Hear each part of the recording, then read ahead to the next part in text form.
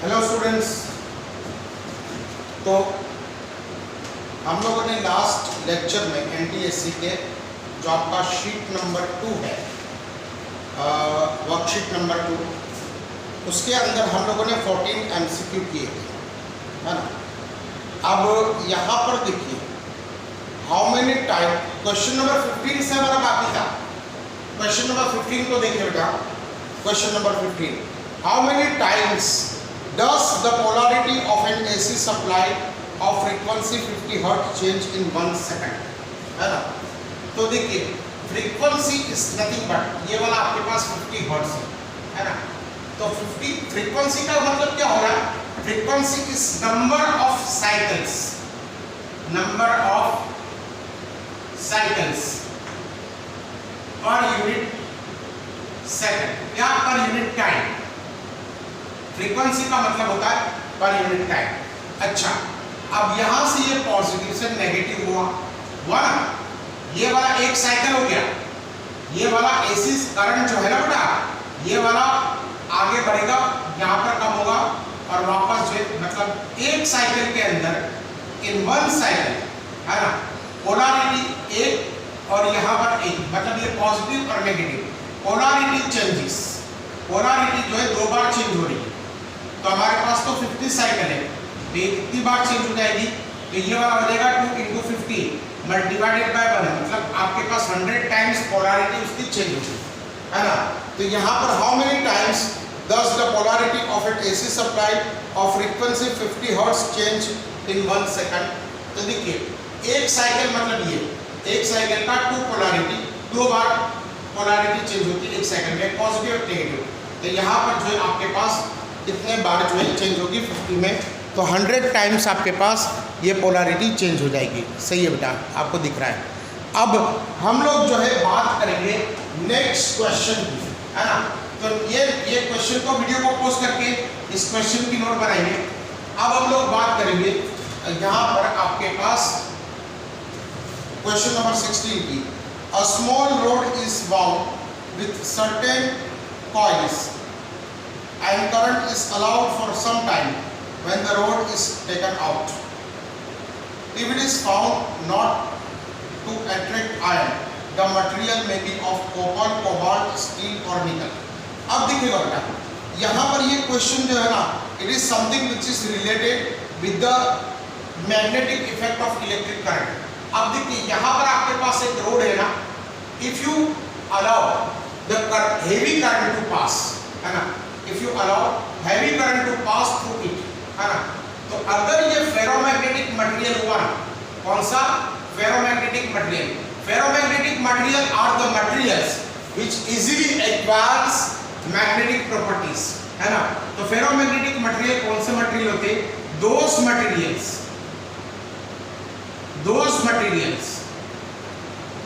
which easily acquires magnetic properties, है ना। तो जनरली हम लोग कोई भी आपके पास जो है कोई मैग्नेट होगा ना, तो उसको कैसे प्रिपेयर करते हैं? तो सपोज आपके पास ये निकल का एक पीस ऑफ मेटल है एंड अगर यहाँ से आपने उसको करंट को पास किया ना, तो ये निकल का पीस जो है मैग्नेट बन जाएगा। क्या बन जाएगा बेटा? मैग्नेट बन जाएगा।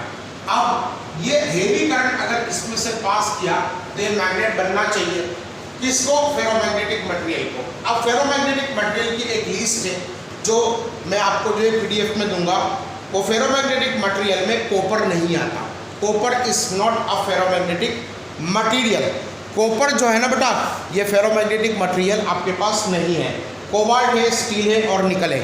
तो अगर जो है यहाँ पर a small rod is bound with a certain coil, इसको ऐसे यहाँ पर एक बाउंड किया जाता है certain coil and the current is allowed to pass through it, है ना।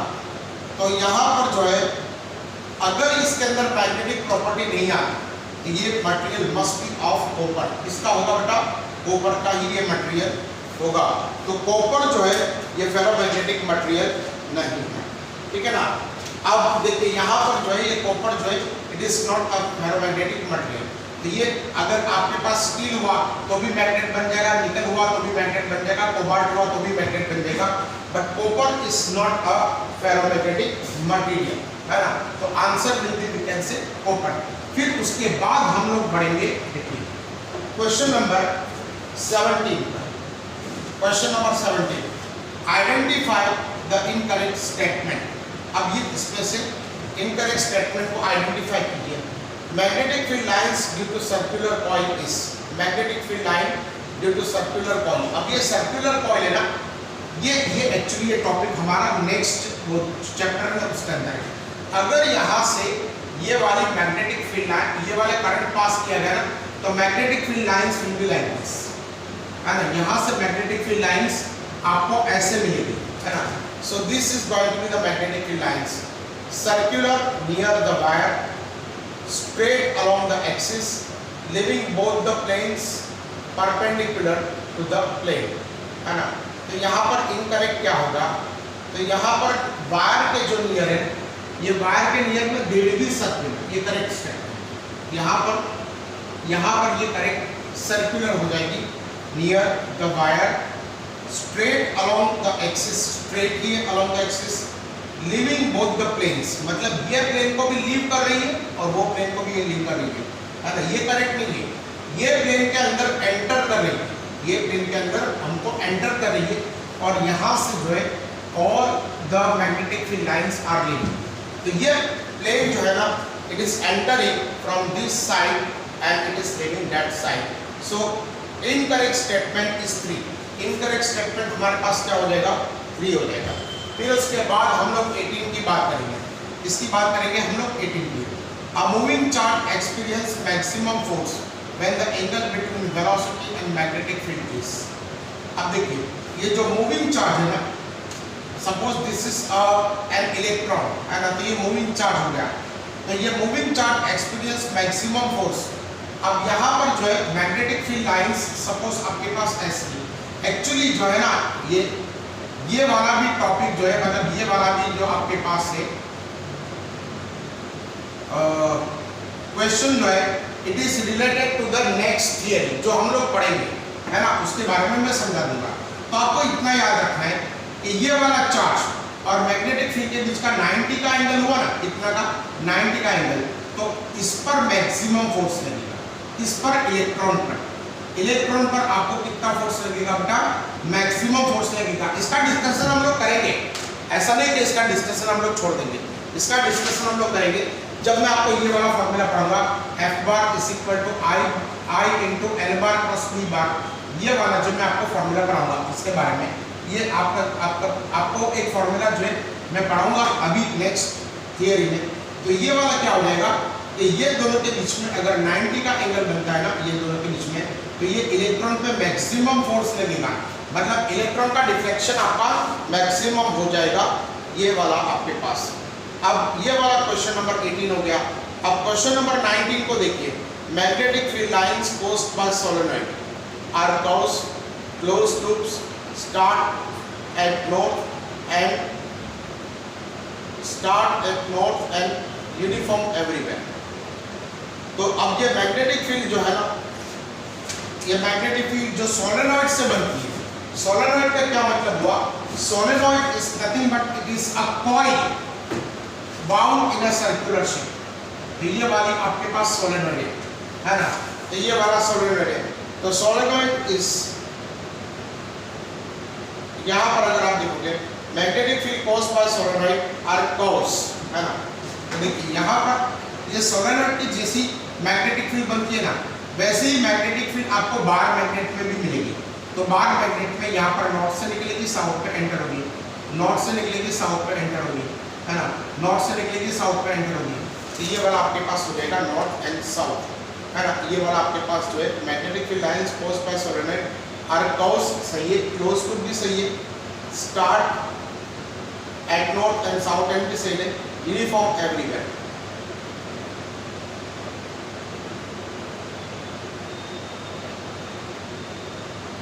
तो हम लोग सबसे करेक्ट स्टेटमेंट लिखेंगे, हालांकि सभी सही है, बट सबसे करेक्ट स्टेटमेंट दिया होगा start from north end and to south. तो यहाँ पर भी start from north end and to south, मतलब magnetic field lines of the solenoid are exactly same as that of the bar magnet. Bar magnet पे जैसा होता है ना वैसा ही आपको सोलेनॉइड में भी आपको जो है देखने को मिल जाएगा। तो ये सोलेनॉइड में भी वैसे मिलेगा जैसा आपको बार मैग्नेट में मिल गया। ओके, सो आपका ऑप्शन नंबर यहाँ पर भी देखोगे ना तो ऑप्शन नंबर 2, हालांकि सभी स्टेटमेंट करेक्ट है but the most correct is, सबसे ज्यादा करेक्ट होगा start at the north end and at the south, है ना। ये वाला आपके पास करेक्ट आंसर आ गया। फिर हम लोग जो है बात करेंगे क्वेश्चन नंबर 20 की। A coil of rectangular dimension is rotated in a magnetic field. The flux associated due to change in number and strength of magnetic field area angle between B and A। अच्छा, अब मैं आपको क्या कह रहा हूँ, ये वाला भी जो है हमारे नेक्स्ट थियरी से रिलेटेड है। हालांकि इसके अंदर मैंने देखा था स्टार्टिंग में जब मैंने स्टार्ट किया था ना तो सारे क्वेश्चन इलेक्ट्रिसिटी से रिलेटेड थे। अब यहाँ पर जो है मैग्नेटिज्म से रिलेटेड भी आपके पास क्वेश्चन आ रहे हैं। फिक्र मत करना बेटा, वो सारे के सारे जो है ना क्वेश्चंस की मैं आपको जो है पूरी के पूरी थियरी में समझाऊंगा।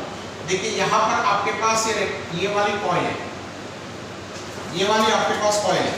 तो देखिए यहाँ पर आप क्या करोगे, a coil of rectangular dimension is rotated in magnetic field, है ना।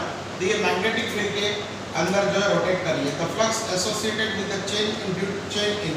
अब देखिए बेटा यहाँ पर जो फ्लक्स होता है ना, flux is nothing but number of magnetic field line, magnetic field lines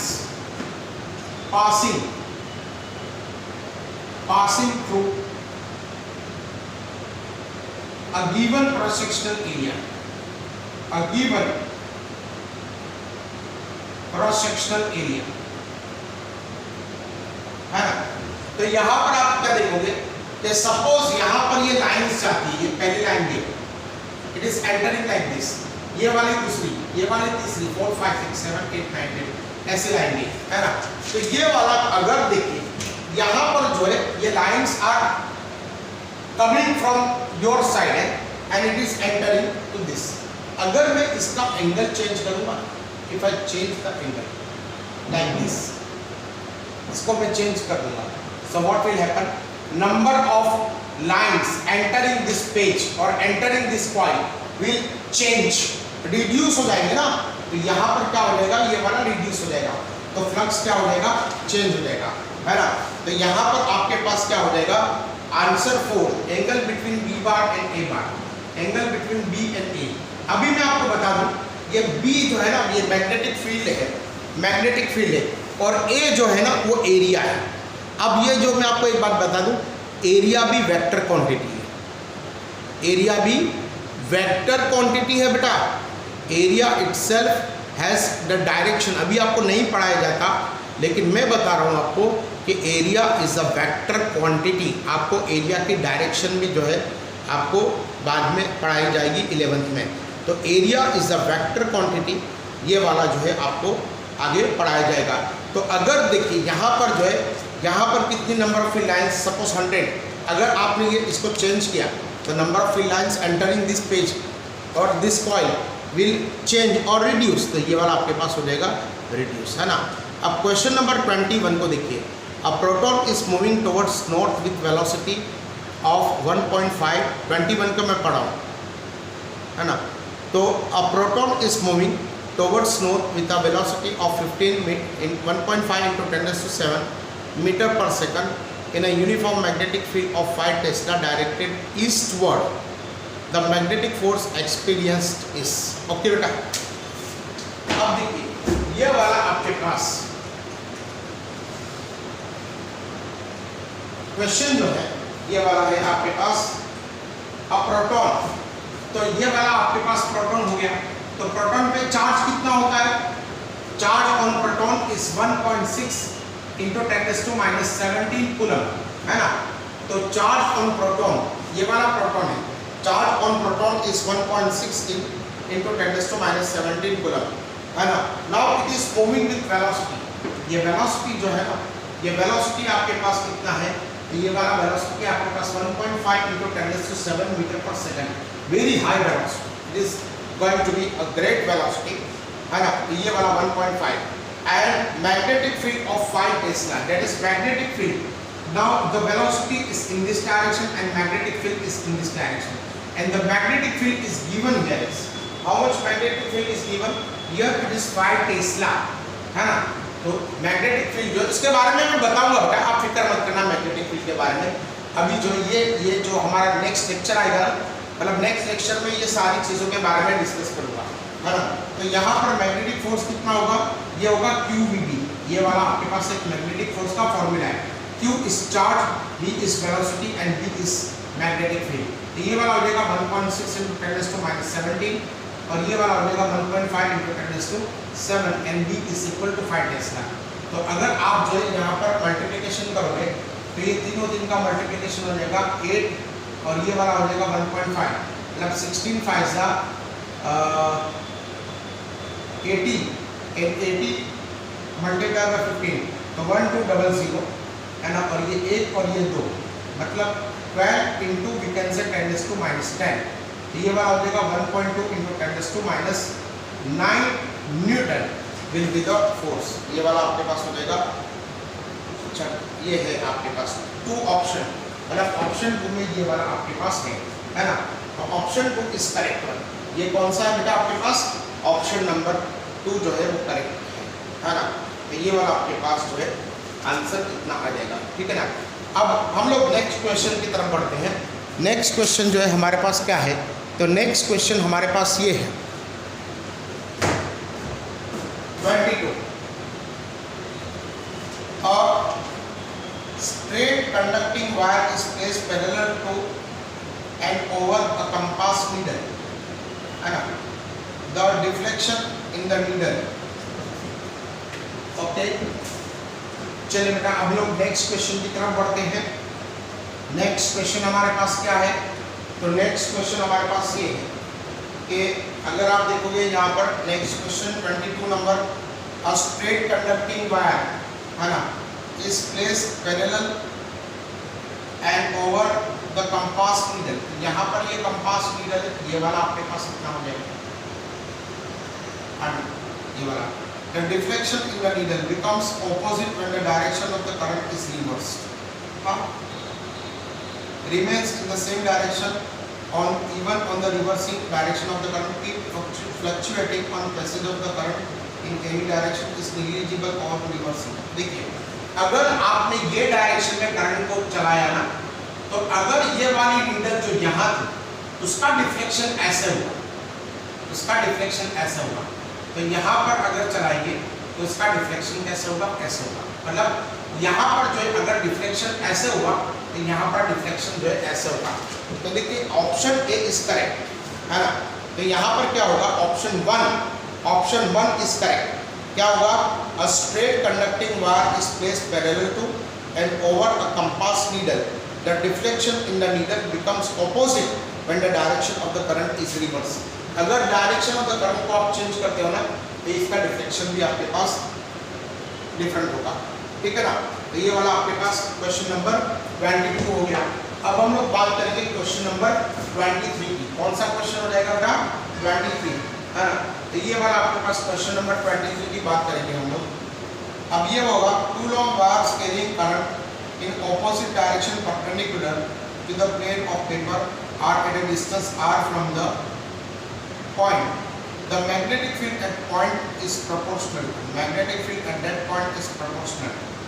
अब ये वाला जो है ना आपके पास that is 2 long wires. ये आपके पास 2 long wire है और 2 long wires carrying current in opposite direction. ये वाला opposite direction.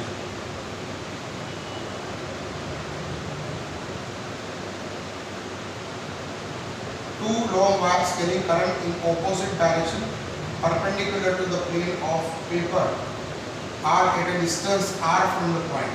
चलिए यहाँ पर from a point, the magnetic field at that point is, यहाँ पर किसी पॉइंट से, चलिए ये वाला जो है यहाँ से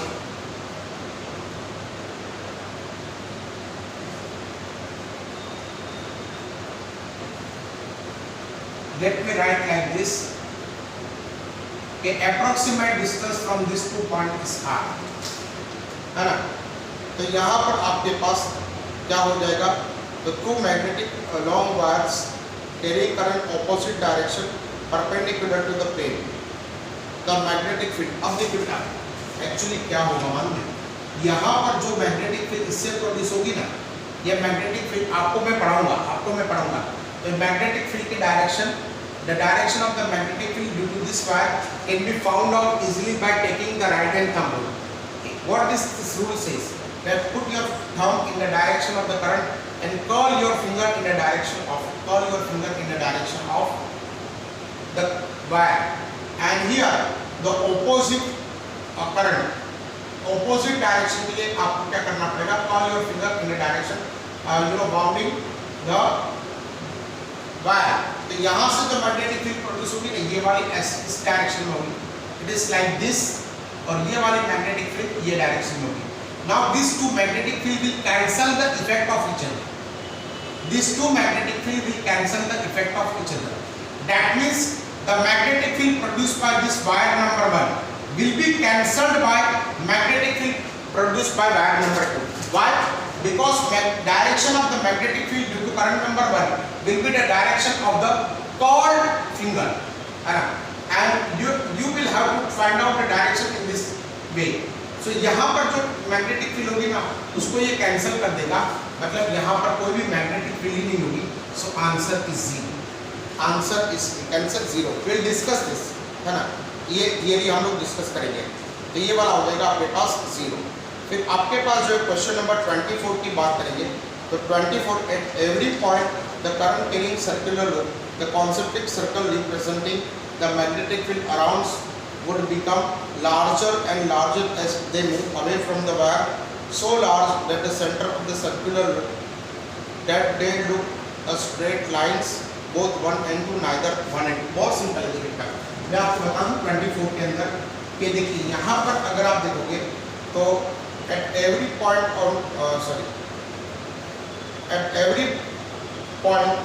of the current carrying circular loop, the concentric circle, देखिए यहाँ पर आपके पास ये वाला पहला सर्कल है, फिर दूसरा सर्कल ये डेवलप हुआ, तीसरा ये हुआ, फोर्थ इज लाइक दिस। देखिए ये वाला आपके पास वायर है, तो ये वाला पहला सर्कल, ये दूसरा सर्कल, तीसरा सर्कल, और बड़े बड़े सर्कल होके ये आपको स्ट्रेट लाइन दिखाई देगी, है ना, बहुत बड़ा जो है, जैसा हमारी अर्थ भी जो है बहुत बड़ा जो है स्फीयर है ना, लेकिन हमको जो है हमारी जमीन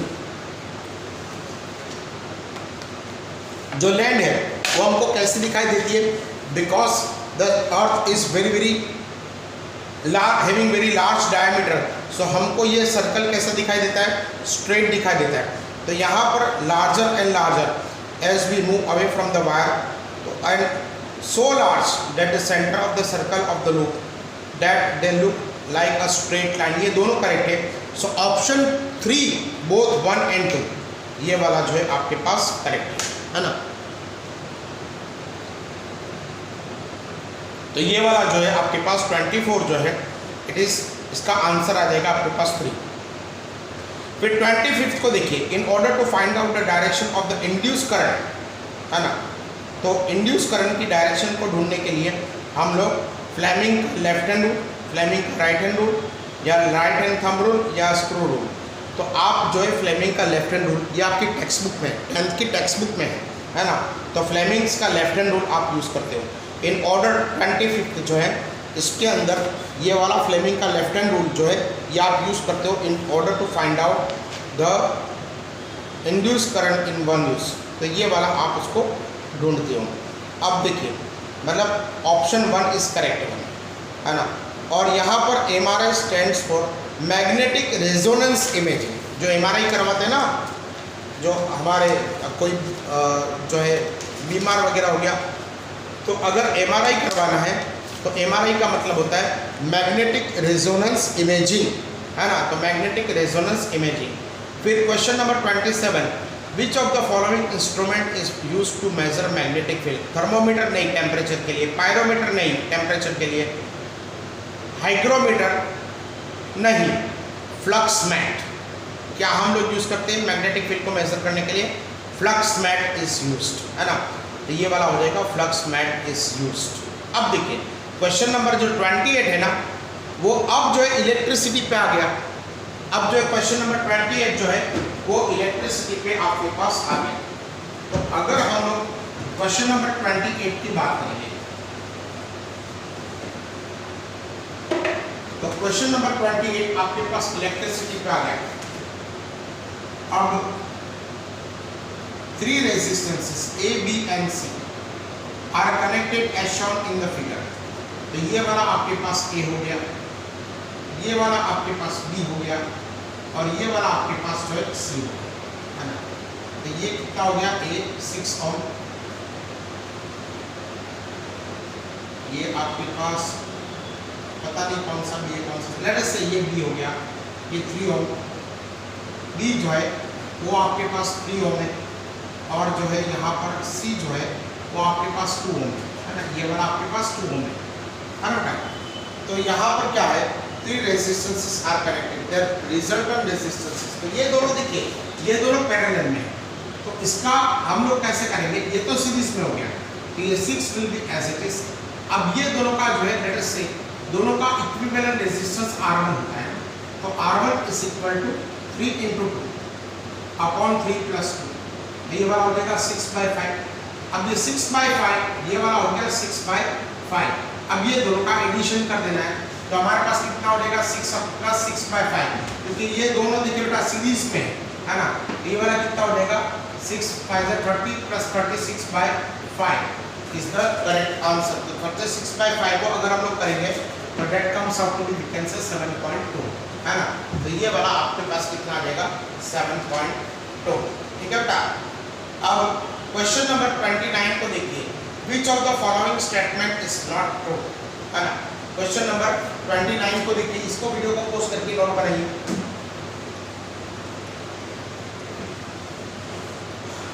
क्वेश्चन नंबर 29 को देखिए, which of the following statement is not true? The pattern of magnetic field around the conductor due to electric current flowing through it depends on the shape of the conductor. Never. The magnetic field of the solenoid carrying a conductor similar to the bar magnet, correct. Magnitude of the magnetic field directly proportional to the quantity of the flowing current, correct. Magnetic field produced by the passage of the current through the straight wire is permanent. नहीं, ये भी incorrect है। तो 1 भी incorrect है और 4 भी incorrect है। तो सबसे ज़्यादा इनकरेक्ट जो है हम लोगों को 4 लग रहा है ना। देखिए यहाँ पर मोर देन 1 करेक्ट ऑप्शन भी हो सकता है, मोर देन 1 करेक्ट ऑप्शन। तो यहाँ पर हम लोग magnetic field produced by the passage of the current through a straight wire is permanent. मतलब क्या, ये वायर में सब अगर आप करंट पास करोगे ना, तो यहाँ पर जो मैग्नेटिक फील्ड जो प्रोड्यूस होगा वो मैग्नेटिक फील्ड परमानेंट होगा। परमानेंट कुछ नहीं होता, जैसे आपने यहाँ पर इसको मतलब सपोज आपने यहाँ पर ये वायर ये करंट को जो है आपने गायब किया, मतलब if you just stop the current the magnetic field will vanish, okay. So the magnetic field will disappear, है ना। तो ये वाला आपके पास हो जाएगा। 4th option is the correct. The direction of the magnetic lines of the force, magnetic line of force of bar magnet is from south to north, नहीं, north to south होती है, from north to south pole, है ना। तो the direction of magnetic field line of bar magnet है आपके पास ये। तो यहाँ पर मैग्नेटिक फील्ड लाइन्स की डायरेक्शन क्या से कहाँ से होगी? तो it will emerge from the north end it will enter to the south. तो नॉर्थ से साउथ की तरफ होगी, है ना। तो यहाँ पर जो है the direction of the magnetic field line of force in bar magnet it will emerge from north end enter to the south, ठीक है बेटा। तो हम लोगों ने ये शीट नंबर 2 को भी कंप्लीट किया। नेक्स्ट लेक्चर में मैं आपको मैग्नेटिज्म के बारे में पूरी थियरी पढ़ाऊँगा।